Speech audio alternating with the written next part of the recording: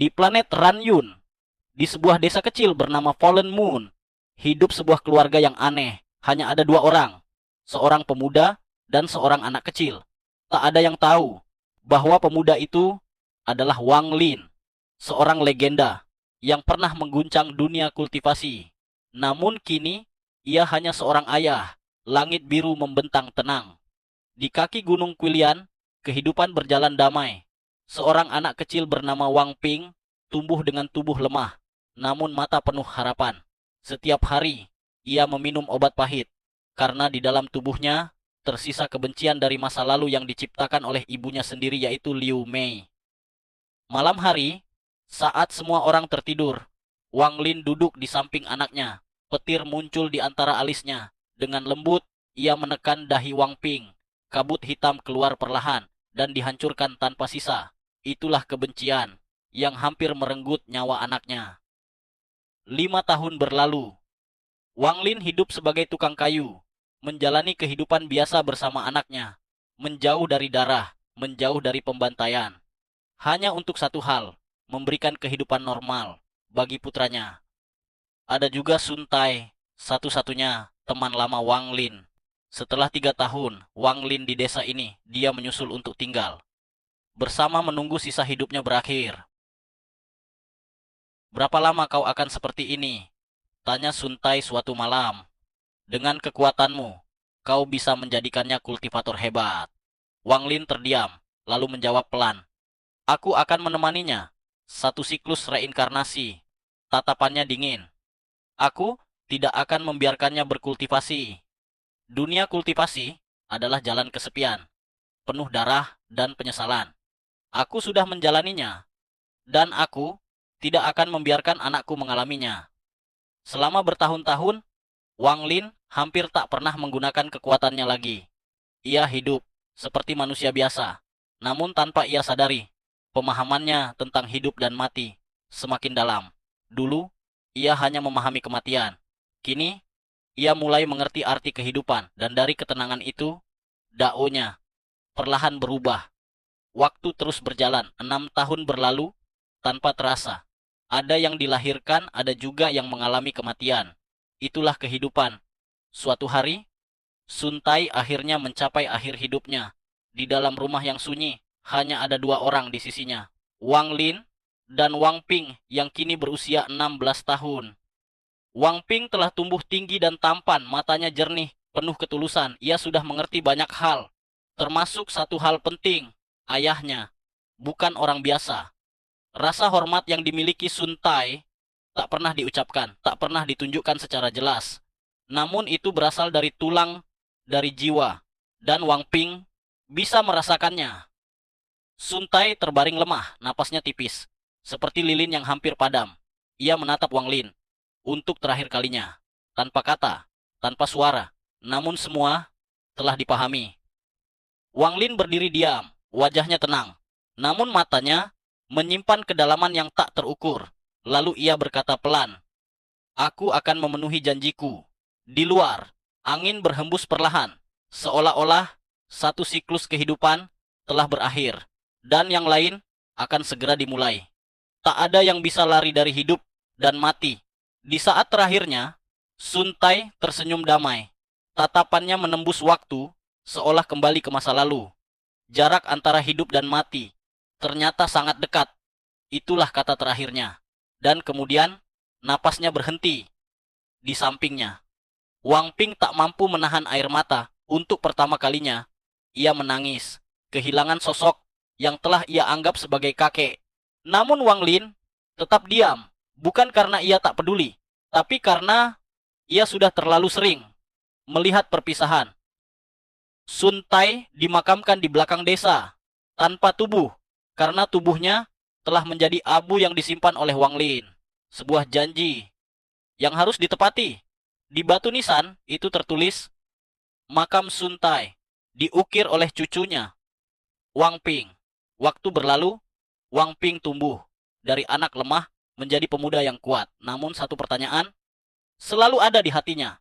Ayah, kenapa aku tidak boleh berkultivasi? Jawaban Wang Lin tetap sama. Kau tidak cocok untuk jalan itu. Wang Ping menunduk. Baik, ayah. Ia menyerah. Bukan karena setuju, tapi karena ia tak ingin melawan orang yang paling ia hormati. Malam itu, Wang Lin duduk sendirian. Matanya menatap kegelapan. Untuk pertama kalinya, terlihat kesedihan di dalamnya. Ia tahu, ia telah mematahkan keinginan anaknya. Namun baginya, itu lebih baik daripada membiarkannya berjalan di jalan penuh darah. Waktu berlalu. Wang Ping berusia 19 tahun. Dan hari itu, mereka pergi untuk meninggalkan desa tempat Wang Ping tumbuh. Seluruh desa mengantar kepergian mereka. Dan tanpa mereka sadari, perjalanan baru telah dimulai. Mereka mendaki gunung, menyeberangi sungai, menantang lautan. Dunia terbuka di depan Wang Ping. Tubuhnya menguat, pikirannya meluas, dan jiwanya perlahan menyatu dengan alam. Di atas perahu, ia tertawa lepas. Ayah, aku akan menemanimu selamanya. Wang Lin hanya tersenyum.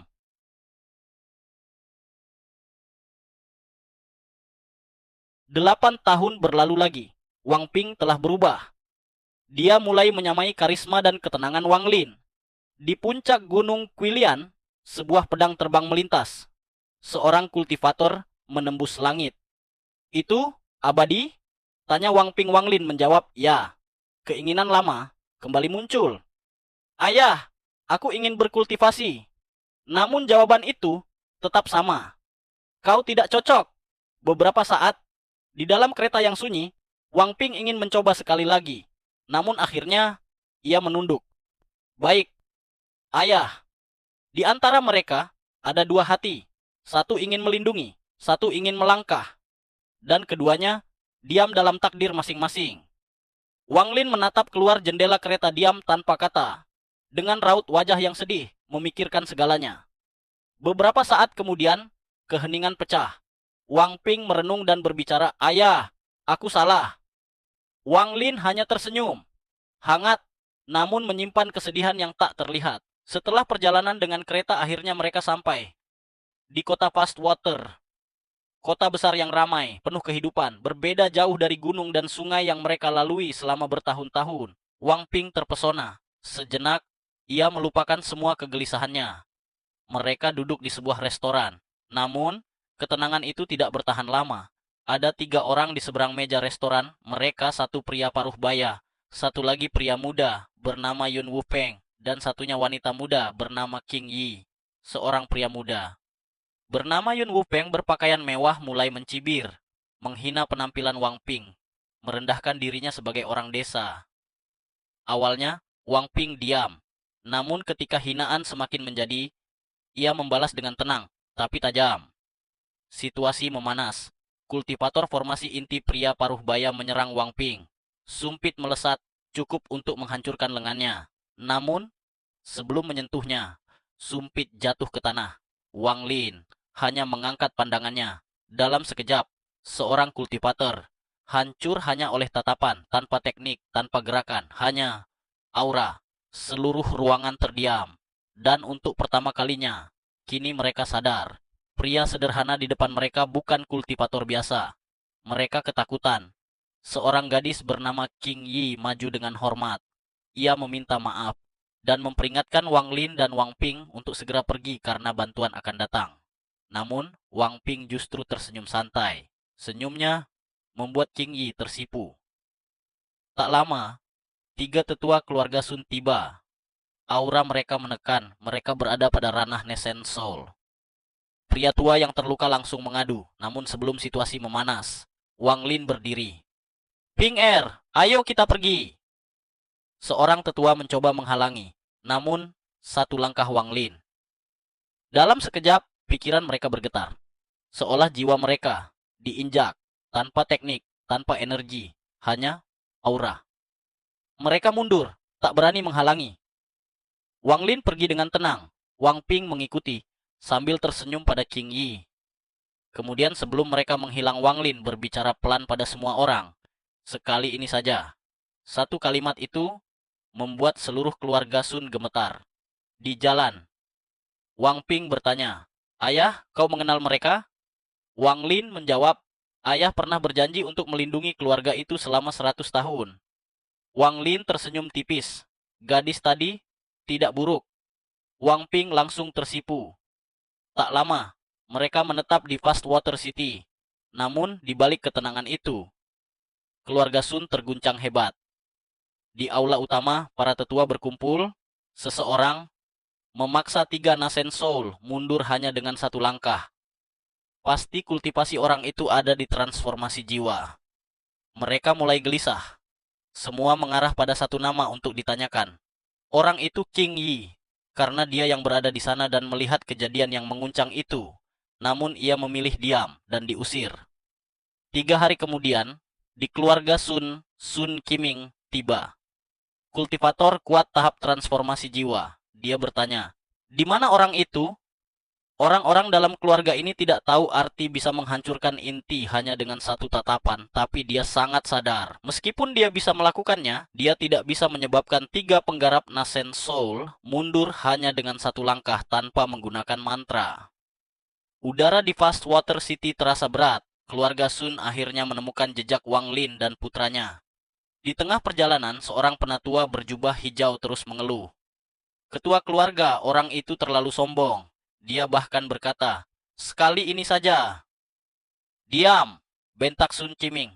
Suara itu mengguncang semua orang. Sun Qiming menatap mereka dengan dingin, lalu berkata, "Keluarga Sun bisa sampai sejauh ini karena pengorbanan besar. Jika kalian terus bertindak sembarangan, cepat atau lambat kalian akan menghancurkan keluarga ini."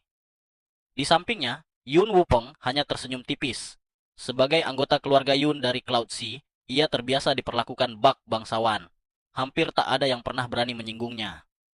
Tak lama kemudian, rombongan tiba di depan sebuah rumah sederhana. Di atas gerbang tertulis 2 kata, "Wang Mansion."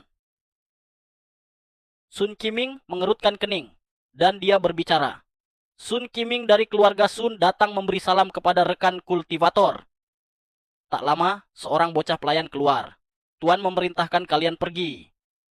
Seorang penatua berwajah merah langsung maju dengan marah. Namun saat ia melangkah melewati gerbang, tubuhnya bergetar hebat. Seperti ada ribuan baut petir yang menyambarnya. Ia memuntahkan darah dan terhuyung mundur dengan wajah pucat. Wajah Sun Qiming berubah dan ketakutan muncul di wajahnya. Dia bergumam, "Aura ini! Aura kultivator Ascendant. Aura yang sangat familiar." Dia sadar. Ia segera membungkuk hormat ke arah rumah. "Junior mohon maaf telah mengganggu senior. Kami akan pergi sekarang juga." Dalam sekejap, dia membawa seluruh keluarga Sun menghilang. Saat muncul kembali di aula utama keluarga Sun, semua orang masih gemetar. "Mulai sekarang," kata Sun Qiming dingin, "tak seorang pun boleh mendekati rumah itu dalam radius 1000 kaki. Siapapun yang melanggar akan dihancurkan kultivasinya dan diusir dari keluarga." Semua orang terdiam. Siapa sebenarnya dia?" tanya penatua berjubah hijau dengan suara bergetar. Sun Qiming menatap mereka satu persatu. "Kalian punya nyali untuk memprovokasi senior itu. Bahkan leluhur keluarga Sun harus memberi hormat padanya. Semua yang dimiliki keluarga Sun hari ini berasal dari orang itu."